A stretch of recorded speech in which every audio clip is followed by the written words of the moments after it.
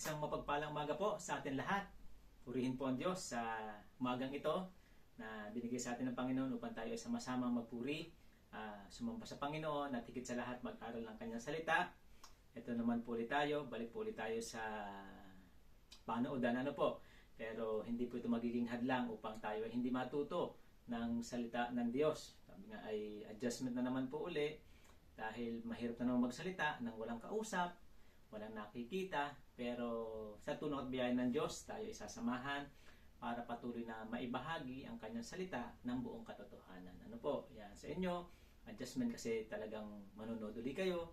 Ako dito, adjustment dahil magsasalita naman ako ng walang usap, walang kaharap, walang nakikitang emosyon, wala man lang sasagot pag may tinanong.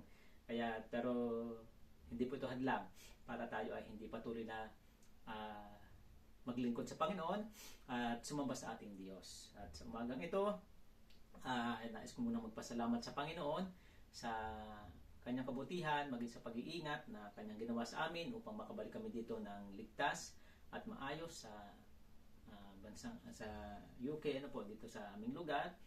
At salamat din sa Panginoon sapagkat yung trabaho na nais pong mangyari na maka-align dun sa aming pangangailangan, dun sa aming schedule, ay salamat sa Panginoon sapagkat ito ay niloob niya na mangyari na makatrabaho ng every other day na lamang, 3 days na lang pasok ko, 4 days ang off kasi kailangan mag-alaga ng bata. Si mami naman ay baligtad, 4 days siyang papasok, ako naman, siya naman ay 3 days lang ang off. Alternate lamang po kami, pero salamat sa Panginoon sapagkat sa ganung paraan ay nakikita namin na ang Diyos ay patuloy na gumagawa sa amin, iniingatan kami, and especially financially, sabi nga ay nananatiling higit sa sapat ang biyaya ng Diyos. Hindi man saganang-sagana, pero sigurado laging ito higit sa sapat sa aming mga pangangailangan. Kaya minsan pa nagpupuri at nagpapasalamat sa ating Panginoon. Sa Diyos po ang kapurihan sa lahat ng bagay. At sa oras na ito, alam ko na bawat isa ay nakahanda na upang makinig ng salita ng Diyos. At ang ating pong pag-aaralan ay nasa Mark chapter 12 verse 28 to 31. Yan po ay makikita rin natin sa Matthew chapter 22 verse 37 pababa at sa Luke chapter 10 verse 27. Mas pinili po natin ang Mark dahil mas kumpleto po dito yung ating pag-aaralan at ang kapahayagan ng Diyos. Mark chapter 12 po, verses 28 to 31. Kung nakita na po ng lahat sa ating pag-aaral na ito, magstayo po lahat bilang paggalang sa pagbasa ng salita ng Panginoon. Babasahin ko po sa salin po ng aking Biblia na nasa presentation at basahin nyo naman po sa salin po ng inyong mga Biblia na inyong mga hawak-hawak. Ang sabi po dito sa Mark chapter 12 verse 28 to 31. Verse 28, the one of the teachers of the law came and heard them debating. Noticing that Jesus had given them a good answer, he answered him, of all the commandment, which is the most important? The most important one, answered Jesus, is this: Hear, O Israel, the Lord our God, the Lord is one. Love the Lord your God with all your heart, and with all your soul, and with all your mind, and with all your strength. 31. The second is this: love your neighbor as yourself. There is no commandment greater than this. Purihin po ang Diyos at tayo manalangin. Aming Diyos Ama na dakila sa lahat, nagpupuri kami, nagpapasalamat sa iyong salita. Ang dalangin po namin, Panginoon, ay sa pag-aaral po namin ito ay lubos po namin maintindihan ang nais mong ipahatid po sa amin sa pamamagitan po ng iyong salita. Maaring madalas po namin itong nababasa. Maaring ang ilan po sa amin na rinig na po ang salita mo, pero minsan pa ituro mo po sa amin ang mga bagay na dapat po namin matutunan sa iyong salitang ito, sapagkat alam po namin na laging may bagong Panginoon na kapahayagan na nais namin matutunan kung bakit ito ang ipinahayag mo po sa amin. Dakilang Diyos, minsan pa umaasa kami sa gabay at patnubay ng banal mong Espiritu na matuto sa aral na ibinibigay mo po sa amin sa oras pong ito. Sa iyo po namin ibinabalik ang papuri at pasasalamat sa pangalan ng aming Panginoong Jesus. Amen. Purihin po ang Diyos at yan po ay pag-aaral po natin ito sa tema po natin dahil ngayon ay buwan ng Pebrero. Sabi nga buwan daw ng Pebrero ay buwan ng pag-ibig. Kaya patungkol po sa pag-ibig ang ating pag-aaralan. At dahil ito ay tinukoy na patungkol sa pag-ibig sa Diyos at sa kapwa, kaya pag-aralan po natin yung commanded to love. Inutusan para magmahal. Kasi ang sabi po dito, this is the greatest commandment. Ibig sabihin, ito po ay utos, atas, at ito ay pinagagawa po sa atin. Kaya ito, ang pag-aaral natin ito, yung commanded to love. Sino ba ang inuutosan dito? Kasi mahalaga po maintindihan po natin kung sino ang inuutosan po nito sa ating pag-aaral. Ito po ay nangyari kailan? Jesus is in Jerusalem during his final week, facing intense questioning from Pharisees, Herodians, and Sadducees, designed to discredit him. Ito yung kalagayan na sa Jerusalem ang ating Panginoon. Sabi nga sa huling bahagi ng kanyang buhay dito sa lupa, sa pagmiministry niya, the final week, ay nakararang siya ng talagang matitinding tanong. At sa pagkakataong ito ay sinasagot ito ng may karunungan ng ating Panginoon, at ang mga nagtatanong naman ay natututo sa kanyang mga tanong. Kaya nga sabi dito ay question from the Pharisees. Ito yung mga Pariseo, Herodians, and Sadducees. Ito yung mga makikita natin. Sila ay mga iba't ibang may katatayuan sa lipunan, mga marurunong pagdating sa salita ng Diyos. Sabi nga, tagapagturo ng salita ng Diyos sa panahon po nila. Pero sabi dito, ang design ni bakit sila nagtatanong, to discredit ang ating Panginoon. Kasi gusto nilang hulihin, magkamali ang Panginoon ng sagot upang ito ay dakipin at ipapatay. Ngunit sa kanilang ginagawang ito ay patuloy silang nabibigo sapagkat nasasagot ng Panginoon ng may karunungan ang bawat tanong na ibinabato sa kaniya. Ano po? Tapos sabi dito, since I scribe as Jesus to identify the greatest commandment amidst ongoing trap by religious authorities in Jerusalem. Yun talaga naman ang purpose. Kaya pag binasa po natin yung chapter na yan, ay yun po ang makikita natin dahil gusto nilang masila ang Panginoon at makitang magkamali ng sagot para may dahilan sila kung bakit ang ating Panginoon ay kanilang ipapapatay at huhulihin. Ano po? Kasi naghahanap talaga sila ng pwedeng maipula sa Panginoon. At sabi dito, Jesus responds with Shema. Ibig sabihin dito yung nasa Deuteronomy chapter 6 verse 4 to 5, yung sinagot ng Panginoon na Hear, O Israel. Yung sabi po sa ating binasa, Hear, O Israel, the Lord our God is one. Ano po? Makita natin yung Shema, it means, yung sabing Hear, O Israel, it means ay to give attention.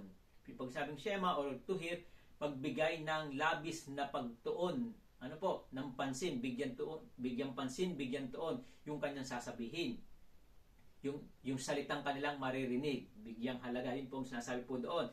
Doon inumpisahan ng ating Panginoon, and sabi niya, the loving God with all your heart, soul, and strength, and pairs it with loving one's neighbor. Ano po? Ito naman ginamit sa Leviticus chapter 19 verse 18. Kumbaga, ang binanggit ng Panginoon ni galing din mismo sa kasulatan. Kasi, ang nagtatanong sa kanya ay mga tagapagturo ng kautusan at tagapagturo ng kasulatan. Kaya, ang sagot ng ating Panginoon ay galing din po mismo sa kasulatan. Kaya sila ay nasatisfied sa sagot ng ating Panginoong Jesucristo. Sabi nga dito, as the ultimate inseparable requirements. Inseparable, hindi pwedeng paghiwalayin. Hindi pwedeng sabihin, mahal ko lamang ang Diyos, hindi ko mahal ang tao. Mahal ko lamang ang tao, hindi ko mahal ang Diyos. Hindi po pwedeng magkaganoon ng sabi dito, pag mahal mo ang Diyos, mahal mo din ang tao. Pag mahal mo ang tao, mahal mo ang Diyos. Yun ang sinasabi dito, inseparable, hindi pwedeng paghiwalayin. Sabi nga po dito, in this exchange, occurring during intense questioning, highlighting love as the core of faith over ritualistic sacrifices, emphasizing that true obedience combines sincere devotion to God with active, compassionate service to others. Kasi ang mga Pariseo, ang mga Sadduceo ay gumagawa sila ng walang pag-ibig. Kumbaga, ang kanilang ginagawa ay ritual na lamang o sinasabi nga yung pagsunod na lamang sa mga utos ay hindi talaga bunsod ng kanilang pag-ibig, kundi bunsod na ito ng mga alituntunin, ng law. Yung sinusunod, sabi nga, sumusunod sila ng walang pag-ibig. Sumusunod lamang sila dahil kailangan. Pero dito, sa sagot ng ating Panginoong ito, ay ipinapakita ng Panginoon na ang pagkilos dapat ay, sabi nga dito ay, highlighting love as the core of faith over realistic sacrifices. Maging pagsasacrifice. Sabi nga, kung ano mga ating ginagawa, hindi ito bugso lamang ng damdamin o may ibang dahilan. Dapat ang magiging dahilan sa ating mga ginagawa ay ang pag-ibig. Una sa Diyos, sabi nga, at maging sa paglilingkod sa kapwa natin. Yun po ang nais mangyari. Para bang ikinukorek na agad ng ating Panginoon dun sa sila. Kasi ang mga ito nga ay, tawag po natin dito ay mapagpaimbabaw. Itong mga tinutukoy po ditong Pharisees, Herodians at saka Sadducees. Feeling nila sila ay malinis. Higit kaysa sa iba, sila ay holy. Ano po? Pero ang totoo, wala silang compassion pagdating talaga sa Diyos at pagdating sa kapwa. Kaya ito yung ibinigay ng ating Panginoong sagot sa kanila. Sabi dito, God loved us first to manifest in our life the love we receive from God. Bakit daw tayo inibig ng Panginoong una? Upang makita sa atin, manifest, mahayag ang sa ating buhay, ang pag-ibig na ating natanggap sa Panginoon. Kasi nga, makikita po natin, sila nabubuhay sa batas pero walang pag-ibig. Sila nabubuhay sa salita ng Diyos, ngunit walang pag-ibig. Ang nais ng Panginoon, mabuhay ang tao sa pag-ibig na naranasan nila sa Diyos. Nang sa ganun na ito ay maibahagi din po nila. Ito po ang medyo nagiging realidad maging sa atin sa panahon po natin ngayon. Maraming namumuhay, naglilingkod, ano po, may ministry,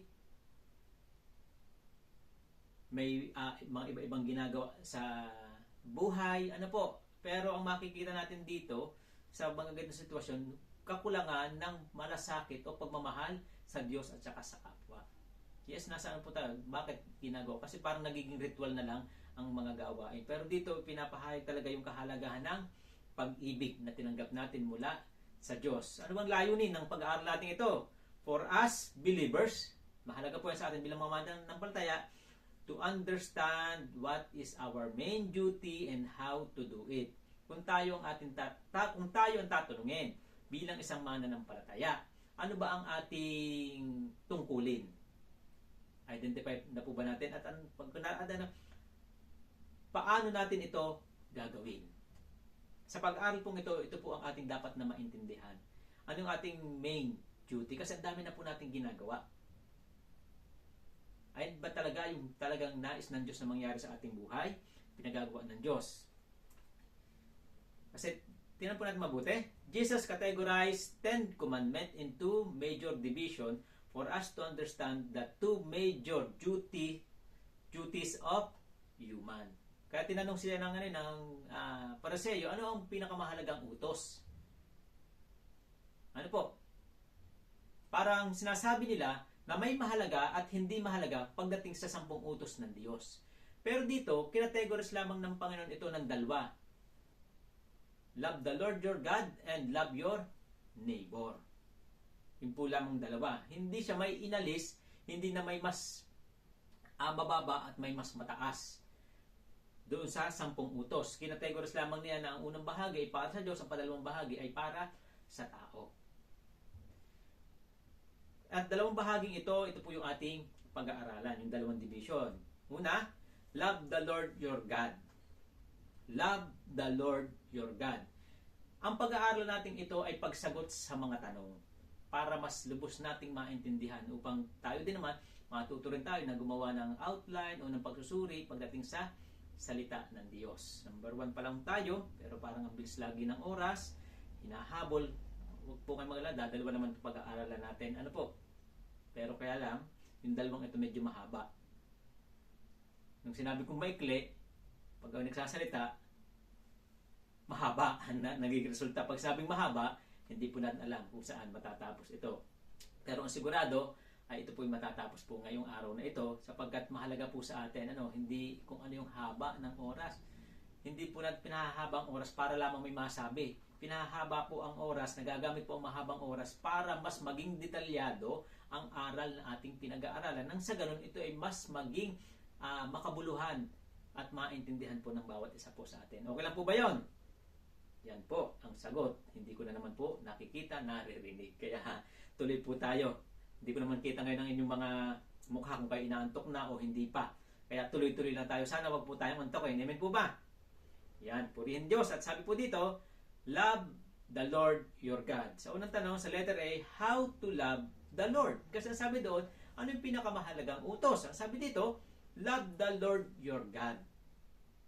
Ang tanong, paano mamahalin ang Diyos? Kasi sinasabi natin na mahal natin ang Diyos. Madaling sabihin na mahal natin ang Diyos. Ang tanong, paano naman natin maipapakita ang tunay at tamang pagmamahal sa Diyos?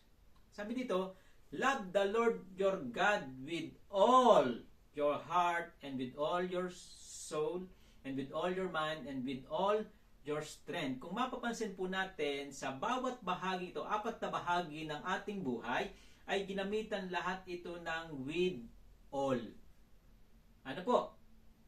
At ang all na ito ay, ibig sabihin po niyan ay the required amount of love. Hindi lang basta sinabing, love the Lord your God with your heart. Pag sinabing with all, may intense po ito, may bigat, may lalim. At ang lalim ay with all. Buong, ang sinasabi po dito ay yung totality, completely, and wholeness nung pagmamahal. Hindi kulang. Walang pag-aalinlangan. Ang sinasabi ditong pagmamahal na gagamitin ay buo. Hindi kulang.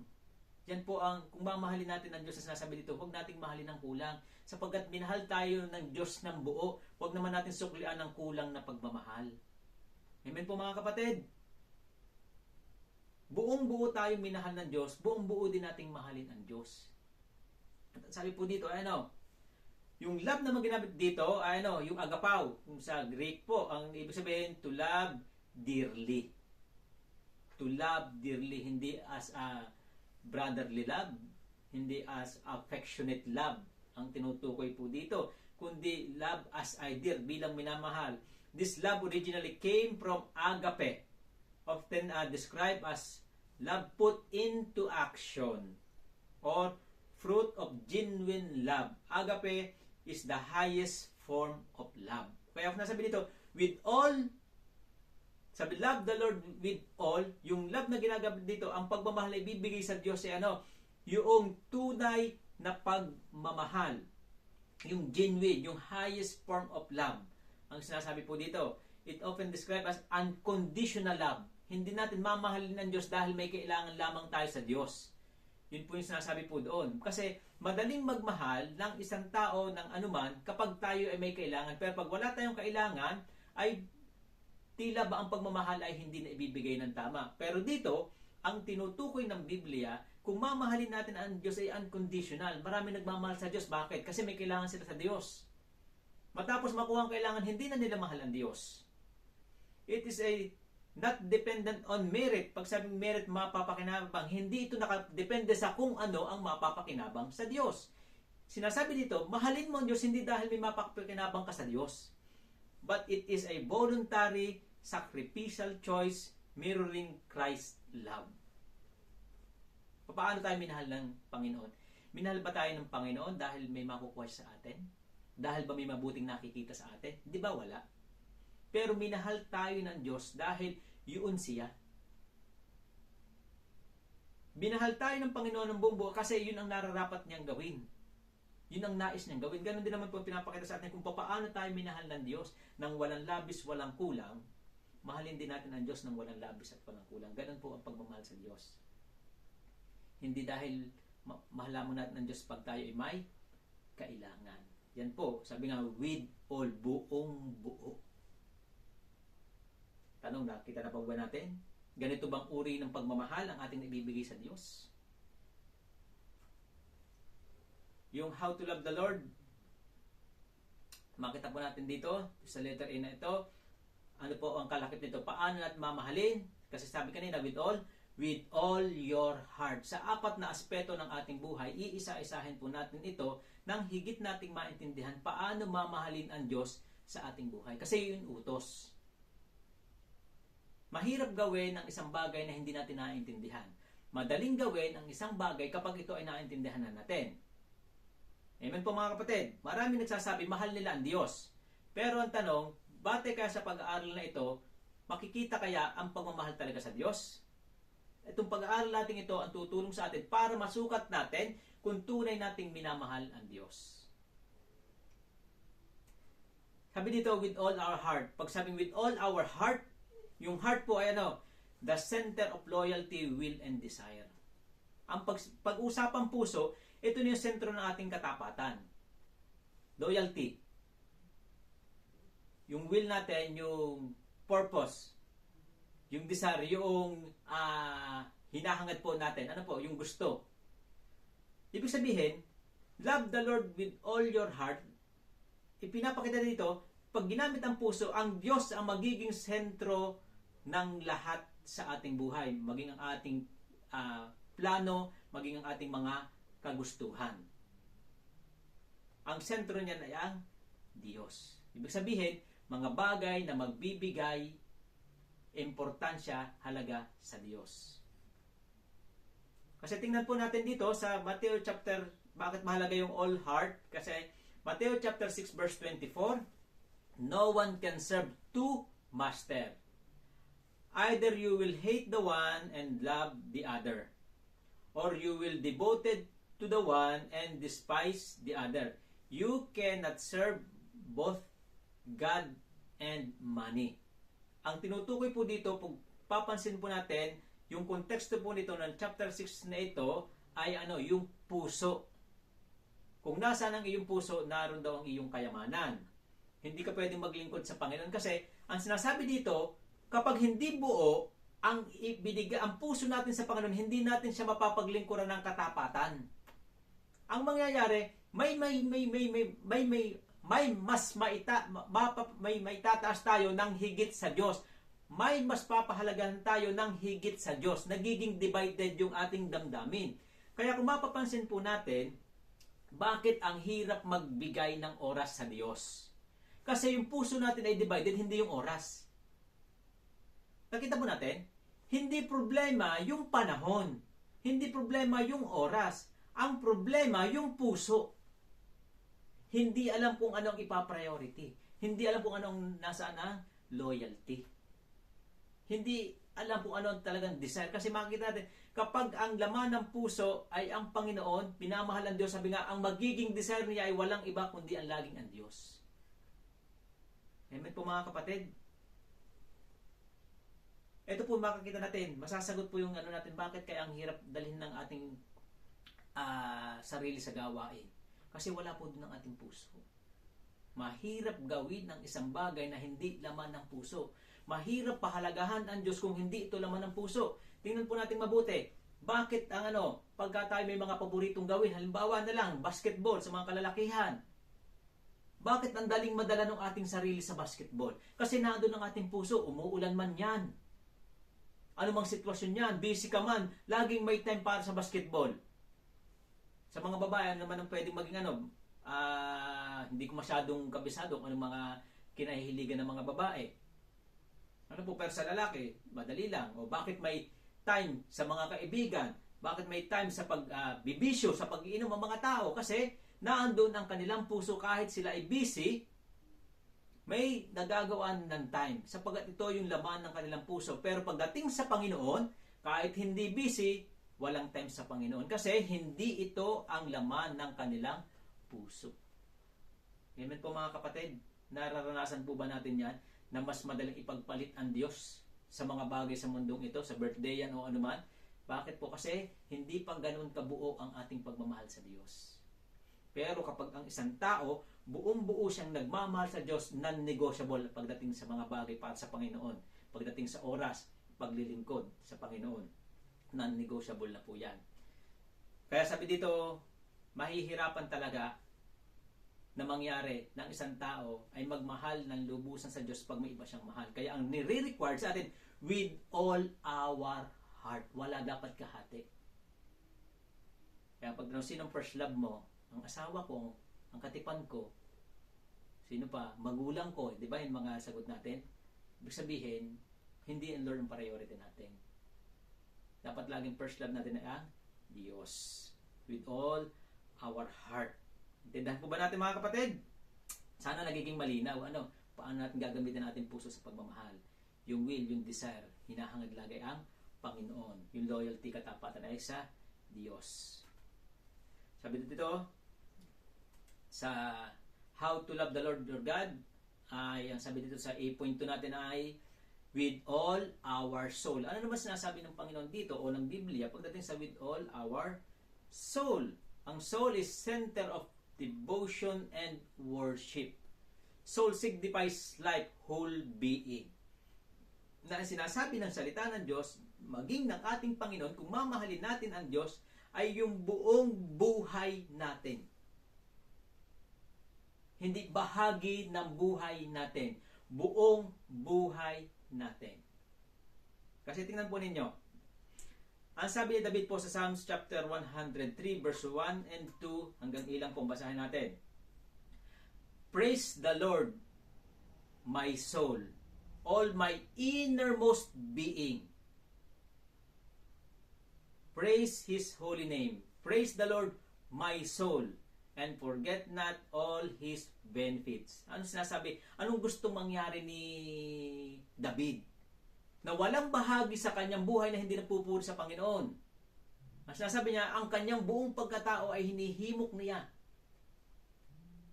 Na napurihin ang Diyos, parangalan ang Diyos. Ibig sabihin, the totality of his life is dedicated to God. Yun ang nais niyang mangyari. Kaya yun ang tunay na pagmamahal, yung ibibigay natin ng buong buo ang ating buhay sa Panginoon, hindi isang bahagi lamang. Amen po mga kapatid. Minsan hindi natin maibigay ng buong buo ang ating bahagi ng buhay natin sa Panginoon. Madalas nga tayo natetest pag sinasabi, in terms of financial, pag para sa Panginoon na, hindi na natin nagagamit. Pansarili lang po, pinagpala tayo ng Diyos para for His glory. Pero pagdating ng pagpapala, ano nangyayari po sa atin? Nakakalimutan natin ng Diyos. Financially, hindi natin na ang Panginoon, na ibibigyan glorify ang Panginoon sa ating buhay. Yung katawan lamang natin, ang nabibigyan natin sa Panginoon. Ano pa? Sabi nga, yung talent natin, nasabi din, kasi yun yung whole being natin yung talino natin, yung karunungan natin, yung kakayahan natin, makikita natin, yung totality ang sinasabi dito, hindi partial ng buhay ang ibibigay sa Panginoon. Sabi nga kung ibibigay mo ang buhay mo ngayon sa Panginoon, ibigay mo na ngayon. Huwag yung utay-utay pa. Bibigyan na lang naman natin, ibigay natin sa Panginoon lahat ng buong buo. Ano po?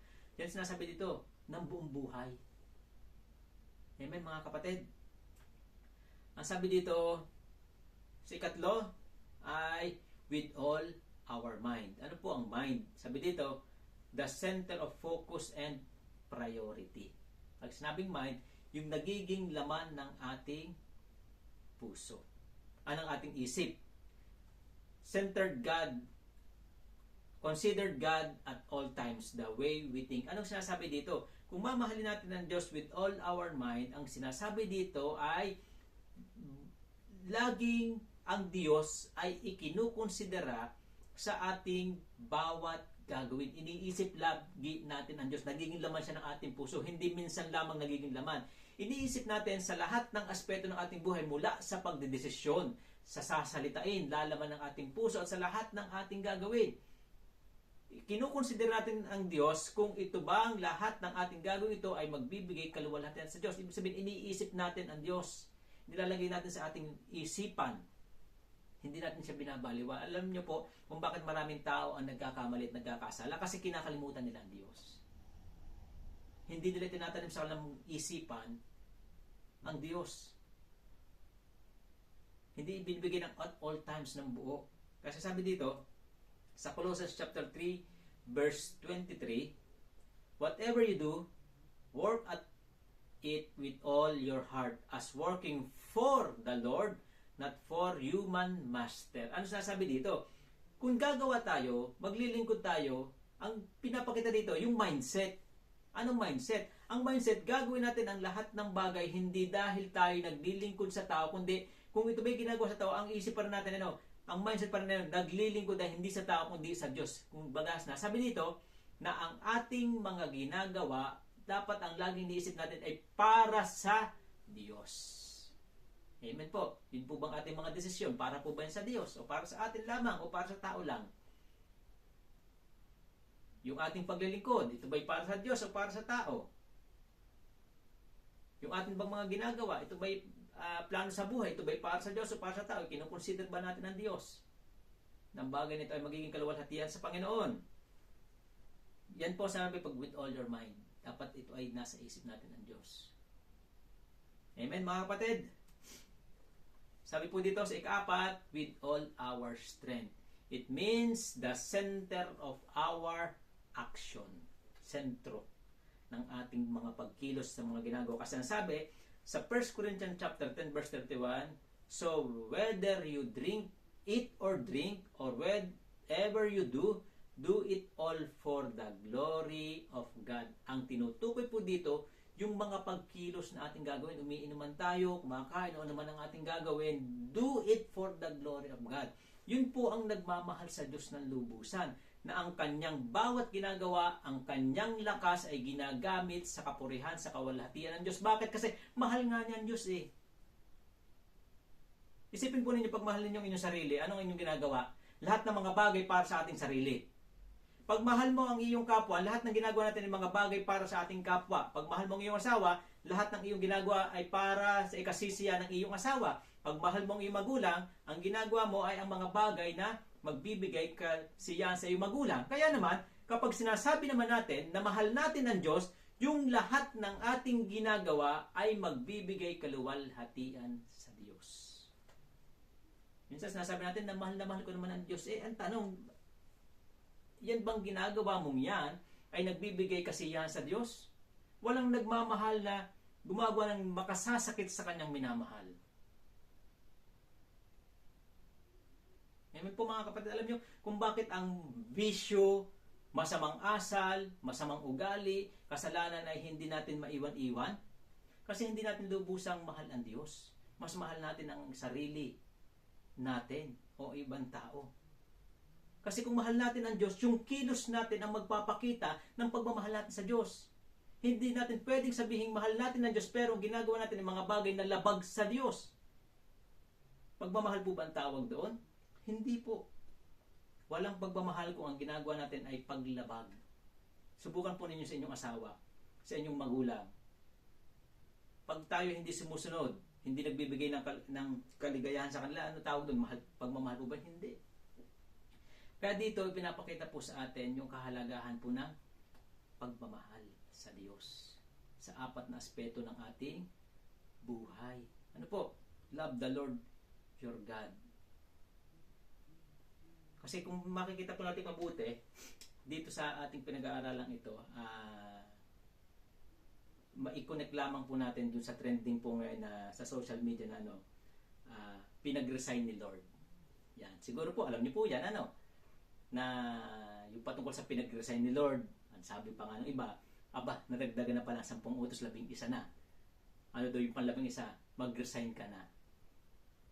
Yung kasing pag-resign na sinasabi po doon, ito, alam niyo naman to, yung hindi lamang po ito issue patungkol po sa celebrity o yung si sex bomb IC. Ano po, hindi lamang ito patungkol sa celebrity issue. Ito po ay patungkol sa spiritual issue din. Na makikita po natin na nahayag po sa pamamagitan niya kung ano talaga ang stand ng mga tunay na mananampalataya at hindi mananampalataya. At ang nagsasabi siya ay Kristiyano, sanguso. At hindi nagsasabi ng Kristiyano ang kanyang mga pagkilos. Yung sinabi po niya ito na pinag-resign ako ni Lord, ibig sabihin lamang nakita niya yung kanyang labis na pagmamahal sa Diyos. Ini-express niya yung kanyang labis na pagmamahal sa Diyos. Ang nagbunsod kung bakit daw siya nag-resign doon sa kanyang grupo ay ang Panginoon. Pinag-resign siya. Hindi naman literal mag-resign ka na. Hindi naman direct ng kinausap. Kundi naintindihan niya kung gaano siya kamahal ng Diyos at kaya naman in response sa pagmamahal ng Diyos, ito yung kanyang balik. Na ang kanyang gagawin ngayon ay hindi na para pasayahin ang tao, kundi para pasayahin ang Diyos.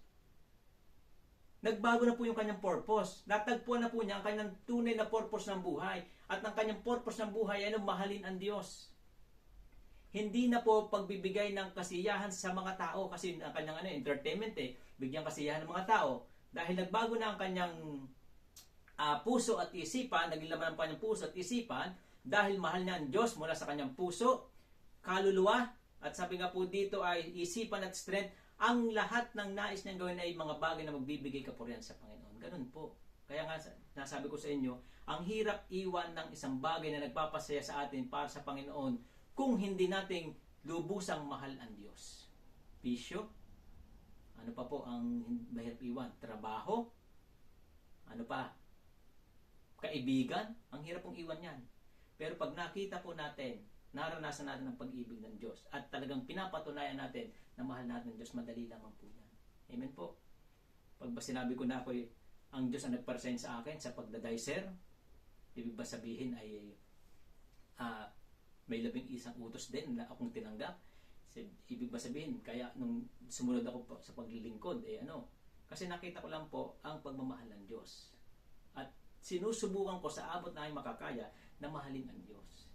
Kaya nga sa whatever you eat or drink, whatever you do it all for the glory of God. Sa kanya naging madaling iwan kay Sex Bomb Icy ang talikuran ng kanyang mga kaibigan, ang kanyang grupo, dahil bakit? May laman ang kanyang puso. Walang iba kundi ang Diyos. Hindi ibig sabihin, hindi na niya mahal ang kanyang kagrupo. Ibig sabihin lang, mas mahal niya ang Diyos. Ganun din po tayo, mga kapatid. Kung talagang mas mahal natin ang Diyos, handa nating iwan ang lahat ng mga bagay na nagiging hadlang para maging masaya ang Diyos sa ating buhay. Sabi na, yung ating strength, pag sabing strength, yung ating aksyon, yung ating mga talento, yung paglilingkod, bakit ang hirap maglingkod sa Diyos? Kasi nga, hindi po siguro ganun ang ating pagmamahal sa Diyos. Kalalim. Kaya yung ating lakas ay hindi magamit para sa kaluwalhatian ng Diyos. Yung talento, ano mang pwede natin magawa para sa Diyos. At nasabi po dito, 1 pa lang pala po tayo, no? Letter B. Sa letter B pa lang tayo.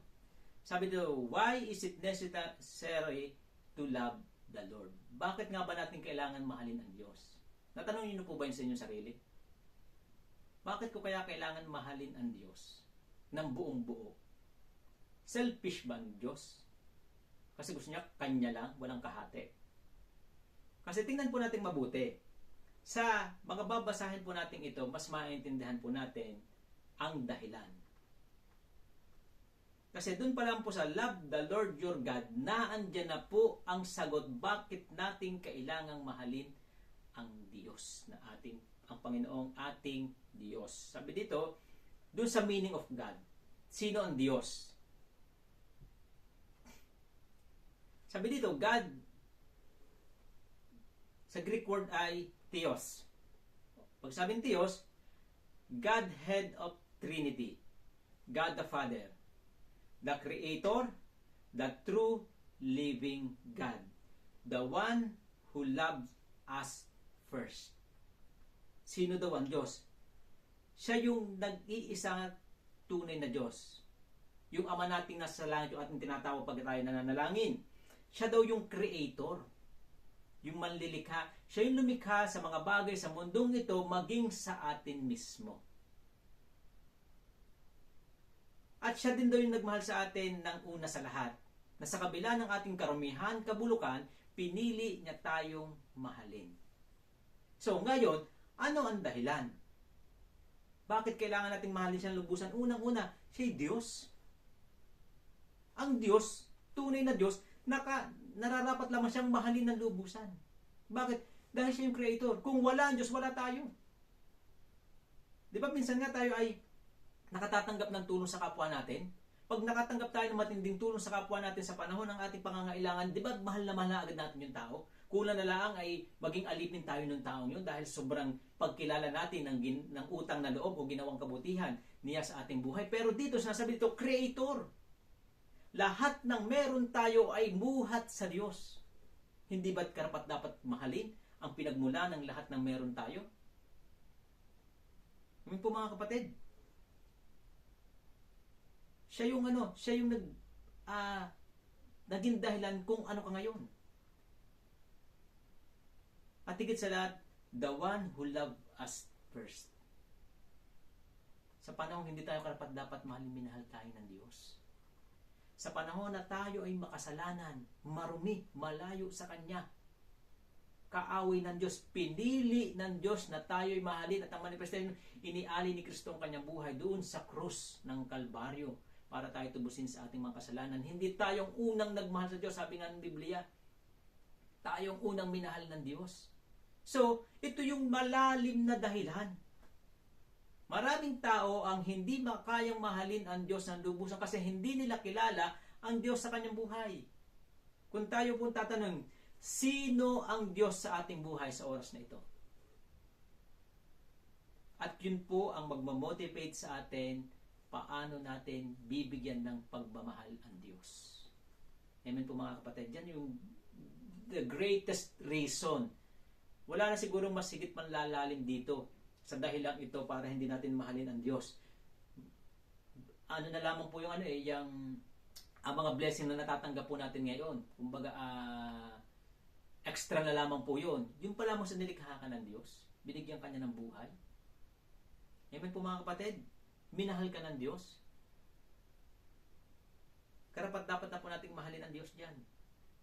Anong tinuturo po sa atin dito? Our love to God will manifest through our action. Naniniwala po ba tayo dito na marami nagsasabi, mahal ko ang Diyos. Pag tanong, mahal mo ang Diyos? Oo naman, mahal ko ang Diyos. Hindi po yung salita natin ang magsasabing mahal natin ang Diyos, kundi yung ating pagkilos. Kaya nga makikita natin sa social media, ang daming Kristiyano eh. Kristiyano daw sila, born again daw sila. Pero pagdating sa mga salita ng Diyos, hindi daw kailangan salita ng Diyos. Pag daw laging gamitin ang salita ng Diyos para to attack people, hindi po natin ginagamit ang salita ng Diyos to attack people. Ito po ginagamit natin to defense from lying. O depensa po ito para saan? Para sa kasinungalingan. Amen po mga kapatid. Kaya mapapansin po natin mabuti, kung talagang tayo nagmamahal sa Diyos, ay dapat nakikita sa ating buhay. Nakita sa ating mga ginagawa, nakita sa ating mga pagkilos. Ito bang ating mga kinikilos nito ay nagpapakita sa atin na mahal natin ang Diyos. Huwag tayong mamuhay na mahal natin ang Diyos ang uso. Mahalin natin ang Diyos ng buong buo sa ating buong buhay. Amen po mga kapatid. Yan po sinasabi ng Panginoon po dito. Sa ikalawa, love your neighbor. How to love your neighbors. Kanina, how to love God. Ngayon, how to love your neighbors. Ang sabi naman po dito, yung paraan, as yourself. Paano naman po yung as yourself? Ito po ay nilinaw ng Ephesians chapter 5, verse 28 to 29. Ito naman patungkol po sa mag-asawa. Ano po? Patungkol sa lalaki, kung paano niya mamahalin ang asawa niyang babae. Pero ginamit po dito yung pagsasalarawan ng as yourself. Kasi po yung sabing love your neighbor as yourself, ito yung pagsasalarawan para maintindihan paano mamahalin ang kapwa. Ang sabi dito, in this same way, husband ought to love their wives as their own bodies. As own bodies. Parang as yourself. Yung po inanod po doon. He who loves his wife loves himself. After all, no one ever hated their own body, but they feed and care for their body. Ano sinasabi po doon? Wala daw nang magagalit sa kanyang sarili. At ang ginagawa ay papakainin at iingatan ang kanyang sarili. Ibig sabihin, ipinapakita dito yung proseso paano natin mamahalin ang ating kapwa sa paraan ng pagmamahal natin sa ating sarili.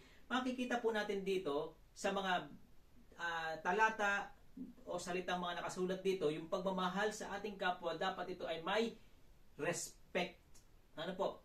Nagpapakita ng respeto. Kasi sabi dito, no one ever hated their own body. Walang kagagalitan na sabi, pangit naman ng ganito, kung pangit ng ganito, yung magkukumplain na bakit ito hindi bagay sa akin. Diba? Lahat, kung merong unang pupuri sa ating sarili, walang iba kundi tayo.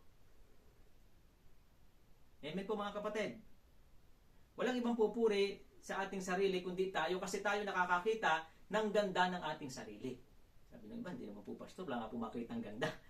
Pero in realidad, tayo ang unang nagbibigay ng pagpaparangal, respeto sa ating sarili, anumang mayroon tayong taglay. Ano po?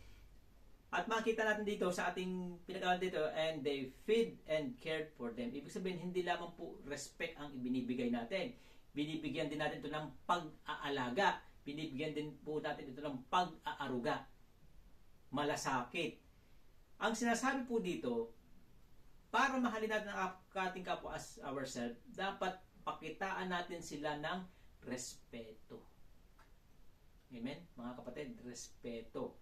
Sabi nga, feed, bigyan ng pangangailangan o pag-iingat, pag-aalaga. Pag pinapakain natin ang sarili, ibig sabihin tinutulungan natin ang ating sarili na maging manatiling maayos ang kalalagayan. Ganun din po sa kapwa. Hindi dapat tayo ang nagiging dahilan para sa kasiraan ng ating kapwa. Dapat tayo ang nagiging dahilan ng encouragement ng kapwa.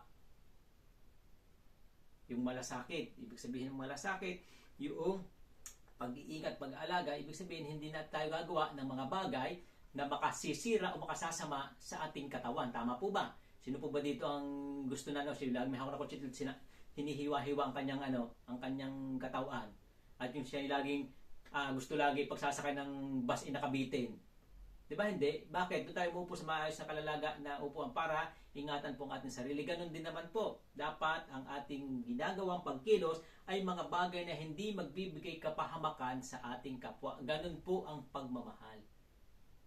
Mula sa ating sinasalita, mula sa ating mga kinikilos o nilalaman ng ating mga puso at isipan. Yun po sinasabing pagmamahal sa kapwa. Kasi madaling sabihin na mahal ko ang aking kapwa, pero mahirap po itong patunayan. Masasabi ba nating mahal natin ang ating kapwa kapag hindi natin nire-respeto? Diba? Hindi po. Masasabi ba nating mahal natin ang ating kapwa kapag sila ay ating sinisiraan? Ginagawa ng hindi maganda, diba? Hindi po. Kaya dito ipinakita po yung paraan paano ito gagampanan o gagawin. Bilang isang mananampalataya, isipin mo lamang mabuti paano mo minamahal ang iyong sarili. Ganon din naman ang iyong gagawin na pagtugon sa kapwa. Sabi dito, who are the neighbors need to be loved? Sino yung mga kapwa na tinutukoy po dito? Hindi po itong neighbor na kapitbahay o katabing bahay lamang. Kasi ito rin po ang tanong sa sa Luke chapter 10 verse 30. Opo, verse 30. At 27. Tingnan po natin mabuti. Sa 27 nga ba? O, hindi malabo na po mata. Sa verse 29. And the man wanted to justify his action as, who is my neighbors? Yun po sa Luke. Makita natin. Nagtanong din ano po. Kaya dapat masagot din po natin. Kasi sinagot din po siya ng Panginoon sa pamamagitan po ng parable doon sa Samaritana na kung saan ay pinakita po dito yung kahalagahan po doon. Kasi tingnan po natin, doon sa kahulugan po, kung titingnan po natin mabuti, yung neighbor in the New Testament, neighbor is primarily translated from the Greek word plesion. Ano po na? Plesion. Ang pagbabasa doon, play, tapos S-E-E-O-N. Plesion. Meaning near, close by, or fellow. Pag sabing neighbor, ito yung malapit, close by or fellow. It refers to anyone in close proximity, a person nearby, a friend or a fellow countryman. Jesus expanded this to include anyone in need, regardless of nation or religion, or shows in the parable of the Good Samaritan. Basahin nyo lang po yung nasa Luke chapter 12 para mas maintindihan po natin na tinanong sino dito ang neighbor po doon. At makita po natin doon ay sabi po dito sa definition and origin, plesio is an adverb derived from the pelas or near. It implies being physical close, kumbaga parang yung pagkakalapit, ano po, or fellow member of a community. Pero dito, makita natin yung Lysion emphasizes that a neighbor is anyone God placed in your path. Ano po? Pag sinabing, kasi sa tradition, ang neighbor, pag Israelita ka, Israelita lamang yung neighbor. Kultura po yon. Kaya nga yung nung minsan ang ating Panginoon ay nakipag-usap sa Samaritana, ang kanyang mga alagad ay parang bakit ka nakikipag-usap yan? Hindi natin yan kaano-ano, hindi yan malapit sa atin, kaaway natin yan. Pero dito, hindi lamang sinasabi na yung kalahi natin. Kaya mapapansin po natin dito, sa pagsagot ng ating Panginoong ito, kasi ang mga Pariseo ay may malasakit lamang doon sa mga taong may mapapakinabang sila.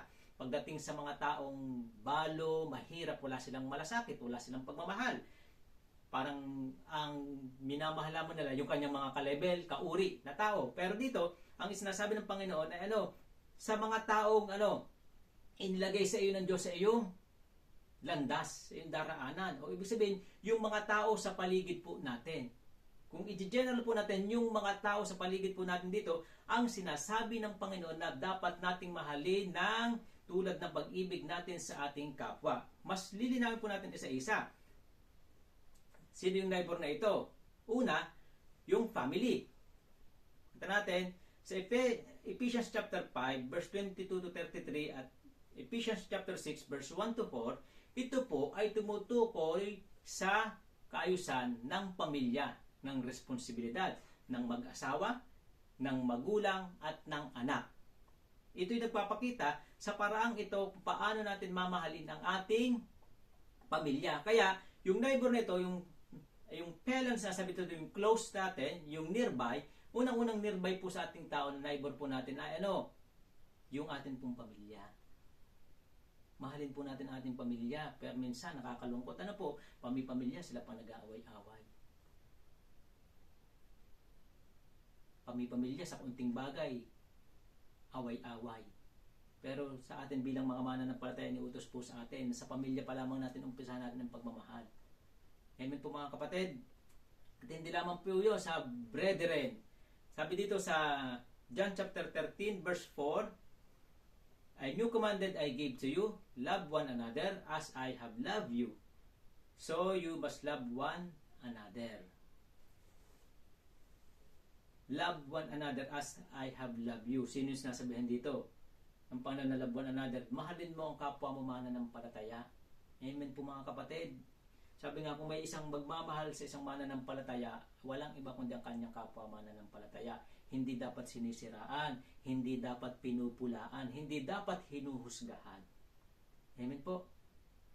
Minsan, mga lingkod pa ng Diyos ang kung makaani ng papula sa mga tao ng paghuhusga, mahina naman yan, wala naman niyang alam, yung mga ganon.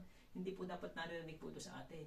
Kung talagang mahal po natin ating kapwa, hindi dapat tayo nagiging source ng kalakasan, source ng kasiglahan. Hindi dapat din niyang ichinichismis. Yung kapwa natin mananampalataya kasi dinadala po natin sa kahihiyan.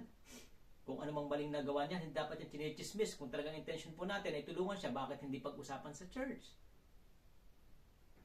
Kasama ang leader. Kung talagang intention ay ito correct. Pero pag pinagbulong-bulungan po yan, ay iba po ang intention po noon para sirain. Nasaan po ang pag-ibig?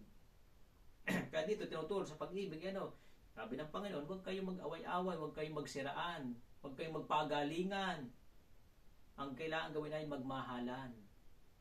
Amen po mga kapatid, brethren, kung mayroon dapat isang tunay na nagmamahal sa atin bilang mga mananampalataya ay ang kapwa po natin mananampalataya. Kung mayroon tayong isang dapat minamahal na tao sa mundong ito, walang iba yung kapwa po natin mananampalataya. Amen po mga kapatid.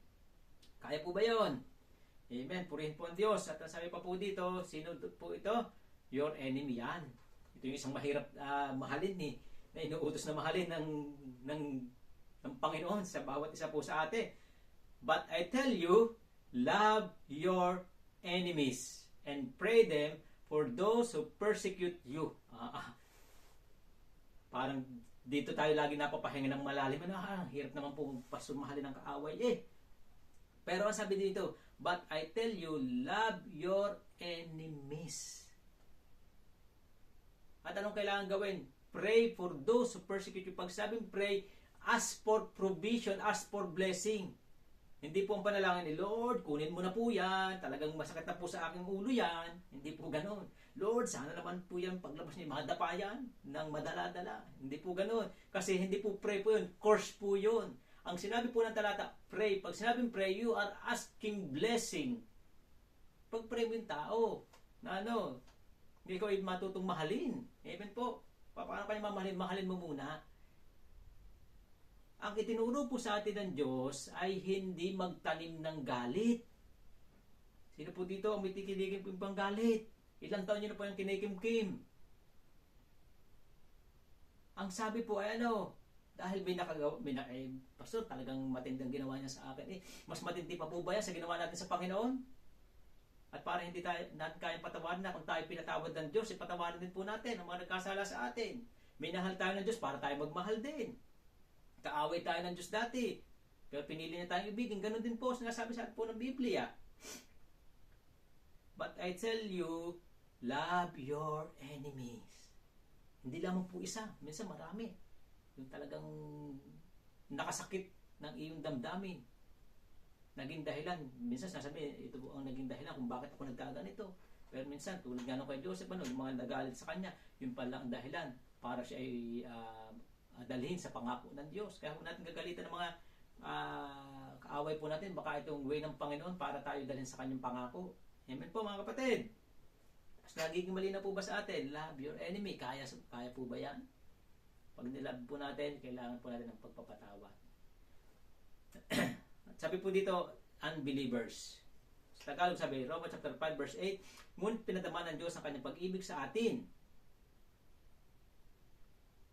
na samantalang tayo ay makasalanan pa, si Kristo ay namatay para sa atin.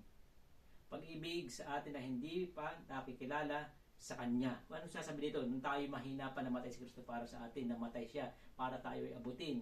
Minahal tayo ng Diyos sa ganitong paraan para mahalan din po natin ang ating kapwa. Tulad po ng ginawa ni Apostol Pablo na kahit pa kapahamakan niya ang dahilan para lamang maabot ang mga hindi mananampalataya, kahit pabuhay po niya, ginawa po niya ito. Bakit? Minahal po niya ang unbeliever.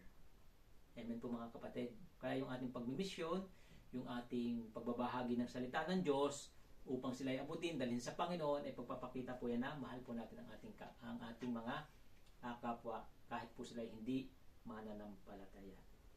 Yan po, makita po natin sino ang ating neighbor. Una, pamilya, ang ating mga kapatiran sa Panginoon, ang ating mga kaaway. Kasi doon sa kaaway, pwede po yung believer at unbeliever po yan, yung maaway sa atin. Kalungkot nga lang, pagka believer ang maaway sa atin, dapat kasi hindi nag-aaway-aaway kasi love your neighbor. Kaya doon sa unbeliever, talagang categories po ito na hindi pa sila mananampalataya. Kasi dito, sabi, ang hirap naman ng pinagagawa, mahalin pati kaaway. Dito naman po, sa letter C natin, why is it necessary to love the neighbors? Bakit kailangan mahalin ang ating kapwa? Una, it is a commandment from the Lord. Kasi ang lino naman sa ating pinag-aaralan. Second greatest commandment, love the Lord, love your neighbor. At ang sabi ng Panginoon sa John chapter 13 verse 34, a new commandment I give you, love one another as I love you. So, you must love one another. Malinaw naman po. Utos yun. Pag tayo nagmamahal sa ating kapwa, tayo ay sumusunod sa Diyos. Pag hindi tayo nagmamahal sa ating kapwa, hindi tayo sumusunod sa utos ng Diyos. So, anong dahilan? Para tayo makasunod sa utos ng Diyos. Ikalawa, nasabi po dito, is act of being Christ's disciple. Para maging katunayan, katibayan na tayo talaga ng tunay na disipulo ng Panginoon. Sabi dito sa John chapter 13, verse 34 to 35, a new commandment I give to you. Love one another as I love you, so you must love one another. By this, everyone, will know. Anong malalaman nila? That you are my disciple. Kailan? If you love one another. Diba? Ang linis-linis at ang linaw-linaw po ng talata. Hindi ang bibig natin ang magsasabing disipulo tayo ng Diyos. Yung ating ginagawa, pinapakitang pagmamahal natin sa ating kapwa, ang magdi-define na tayo talaga ay tunay na alagad ng ating Panginoon. If you love one another, everyone will know, everyone will notice, everyone will see that you are my disciple. Everyone will understand. Makikita nila, maintindihan nila. Kaya minsan makikita natin, pagka ang church walang pag-ibig, sabi na, anong nagiging reaction ng mga tao sa paligid natin? Church ba yan? Ganyan ba tinuturo sa kanilang iglesia? Ganyan ba tinuturo ganyan ba ang Jesus nila? Pero kapag sabi nga dito, nakikita yung pag-ibig, nakikita si Kristo sa buhay po natin. Kasi being Christ disciple, ang Diyos, ang Panginoon ay nagmamahal, kaya dapat bilang tagasunod, marunong din tayo magmahal ng kapwa po natin at higit sa lahat, sa Diyos. Ang ikatlo, it is act of being child of God. Sabi dito sa 1 John chapter 4 verse 7, Beloved, let us love one another. Why? For love is of God, and everyone who loves is born of God and knows God. Pag sabing born of God, it means sinilang sa Panginoon. Nagkaroon ng ugnayan sa Diyos. Ang nagkaroon ng ugnayan sa Diyos, sinilang sa Panginoon, sila ay tinatawag na anak ng Diyos. Kaya nga hindi natin pwedeng sabihin, kung ano natin dito, yung konteksto ng buong talata, ng buong chapter na yan, kasi may nasabi, anak ako ng Diyos. Kaya lang, ang Diyos ay pag-ibig. Bakit ang nakikita sa tao ay hindi pag-ibig, galit, puot, inggit? Kung anak ng Diyos, dapat ang nakita ay pag-ibig. Kasi ito yung magdi-define, hindi yung bibig po natin na tayo anak ng Diyos. Basahin po natin 1 John chapter 4, makikita po natin yung pagkukontra sa tunay na anak ng Diyos at anak ng Diablo. Amen po mga kapatid. Kaya yung pag-ibig po ang magdi-define na tayo ay talagang tunay na anak ng Diyos kapag ginagawa po natin yon. Higit sa lahat, ikaapat, it is manifestation of our love to God. Kasi sabi sa verse 20 ng John chapter 4, if anyone says, I love God, ayan po, and he hates his brother, yung brother po dito tinutukoy yung kapatid, hindi lamang po kapatid sa laman, ano po? He is what? A liar, for he does not love his brother whom he has seen. Ano daw po? How can he love God whom he has not seen? Kung yun ngang kapatid mo na naandyan, hindi mo kayang mahalin, paano po mamahalin ang Diyos na hindi mo nakikita? Kaya pag minahal natin ang ating kapwa pala, ito yung nagpapakita na minamahal din natin ang Diyos. Kasi kung ano ang mahal ng Diyos, dapat mahal din po natin. Kung mahal tayo ng Diyos, mahal ng Diyos ang kapwa natin, bilang nagmamahal sa Diyos, dapat minamahal din natin ang mga minamahal ng Diyos. Ito yung manifestation ng ating God's love. Isang uri ng pagpapakita ng ating pagmamahal sa Diyos kapag tayo ay marunong magmahal sa ating kapwa. Amen po mga kapatid. Nagiging malinaw po ba ang itinuturo po sa atin ng Biblia? Kasi tingnan po natin mabuti sa ating pagwawakas na ito. Jesus gave the greatest commandment not only as the answer to the inquiry, but to give them understanding what is the prior duty of mankind. Jesus wants people to act under the influence of love, not by law or rituals for God and for people. Ano sinasabi po sa ating pinag-aaralan? Hindi lamang sinagot ni Jesus ang mga taong ito, nagtatanong sa kanya, ano ang pinakamahalagang utos? Para sagutin lamang ito, para ipakitang alam niya. Sinagot ito ng ating Panginoon sa kanilang mga tanong upang ipaunawa sa kanila ano ang kailangang gawin. Kasi nga, bilang sila mga tao nag-aaral ng salita ng Diyos, ng kasulatan, ay kulang sila sa pagmamahal sa Diyos at kulang sila sa pagmamahal sa kapwa. Kaya tinawag ng Panginoon ng mga Pariseo na hypocrites. Bakit? Wala naman talaga silang tunay na pagmamahal sa Diyos, puro pakitang tao lamang. Wala din silang pagmamalasakit sa kapwa, puro pakitang tao lamang. Kaya sinasabi dito ng ating Panginoon, sa panahon po natin ngayon, kung ilalapat natin sa ating mga buhay, ang nais ng Diyos ay maintindihan natin ano bang ating tungkulin. Jesus wants people to act under the influence of love. Alam niyo po kung bakit ang unang-una, tingnan po natin bansang Pilipinas, bakit po ang gulo-gulo? Observe po ninyo mabuti. Bakit ang lawak ng korupsyon? ang lawak ng krimen. Maging social media, ang lawak ng bangayan. Bakit po? Ang unang-una po ay kawalan ng pagmamahal sa Diyos. At ang kawalan ng pagmamahal sa Diyos ay nagbunga ng kawalan ng pagmamahal sa kapwa. Kung ang mga nasa gobyerno lang sana namumuhay sila ng pagmamahal sa Diyos, sana ito ay nakikita sa kanilang mga desisyon. Wala sanang ghost project, wala sanang mga krimen, wala sanang korupsyon. Kita po ba natin? Ano yung ating tugon? As the light and salt of the world. Ano po? As light and salt. Ano po? Hindi po sinasabing, hindi po tayo hinuhusgahan dito na kay mga maaalat, kay maaasim. Ano po? Light bilang isang influencer. Light influencer. Ano po? We must influence other people to love God and to others. Bilang kapwa kumananampalataya. Ito ang nais na makita po sa atin ng Diyos. Na tinuturo po sa atin ng Diyos sa ating mahabang pag-aaral na ito. Alam po, maikli lang ito kasi isang oras. Ano po, sa mata ng Diyos at sa atin, maikling oras lamang ito para sa atin, na dapat po nating matutunan na mamuhay tayo ng tunay na may pagmamahal sa Diyos. At sana, yung ating pagmamahal sa Diyos, maka-impluwensya tayo sa kapwa natin tao na magmahal din sa Diyos. At higit sa lahat, magmahal sa kapwa. Sana sa atin una ito nakikita. Hindi po sana sa atin una nakikita yung kawalan ng pagpapahalaga sa Diyos, kawalan ng pagpapahalaga sa kapwa, yung bangayan. Bilang kapwa kumananampalataya.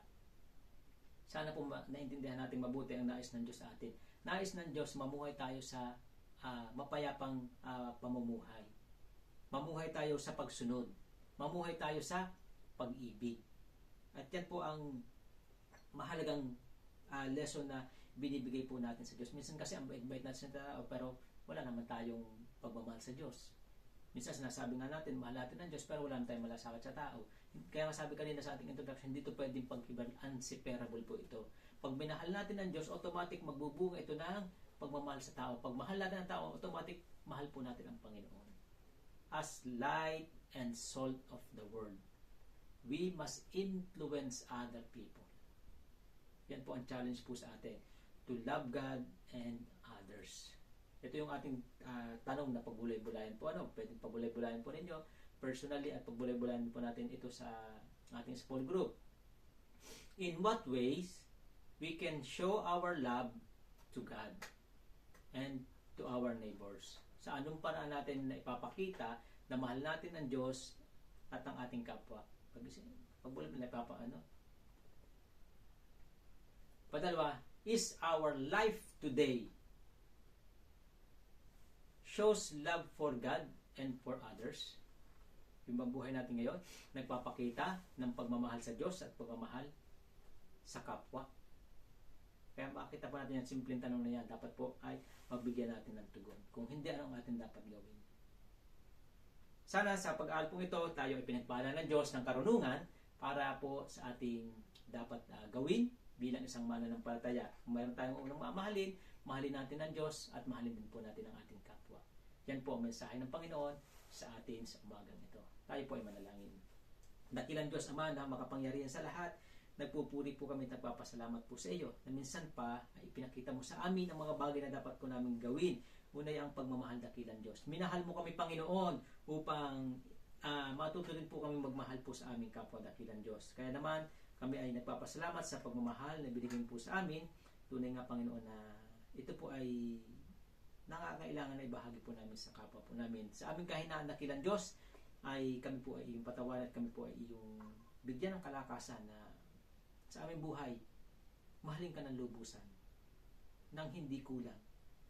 Mahalin ka namin dahil nakikilala namin kung sino ka sa aming mga buhay, dakilang Diyos. Ganun din po ang kapwa na nasa paligid po namin. Ibinigay niyo po sila sa amin with purpose, dakilang Diyos. Paging mga tao nakasasakit sa aming damdamin, alam po na may purpose din po sila sa aming buhay. Kaya turuan mo po kami na may pahayag, may padama ang aming mga pagmamahal po sa kapwa, dakilang Diyos. Sa paraan na pag may nangangailangan, ay kami makatugon sa kanilang pangangailangan bilang pagpapakita ng pagmamahal, dakilang Diyos. At maging source kami ng encouragement lagi at hindi discouragement ng mga tao sa paligid po namin ang Diyos. Lalo tigit ang kapwa po namin mananampalataya. dakilang Diyos, umaasa po kami. Nagpapasalamat sa pangalan ng Panginoong Jesus. Amen. Okay, purihin po ang Diyos at tunay na napakabuti ng Panginoon sa ating buhay. Nakatapos po tayo at talagang hindi po natin kayang pigilin na paikliin ang pag-aaral natin kasi kailangan po natin mahimay isa-isa. Sana po ay nagiging pagpapala po ang pagbabahagi sa salita ng Diyos kahit sa ganito lang uling kaparaan. Hindi na po ulit tayo pagpray po natin na taobin ng Panginoon na mayroon pang mas magandang paraan para hindi naman baka mayroong live na pwede tayong magawa para mas masigla po ang ating talakayan. Kaya yun po, salamat po sa bawat isa po sa atin at talagang sa Diyos po ang kapurihan sa lahat ng bagay. Sana po na-bless po tayo at ingatan po tayo ng ating Panginoon.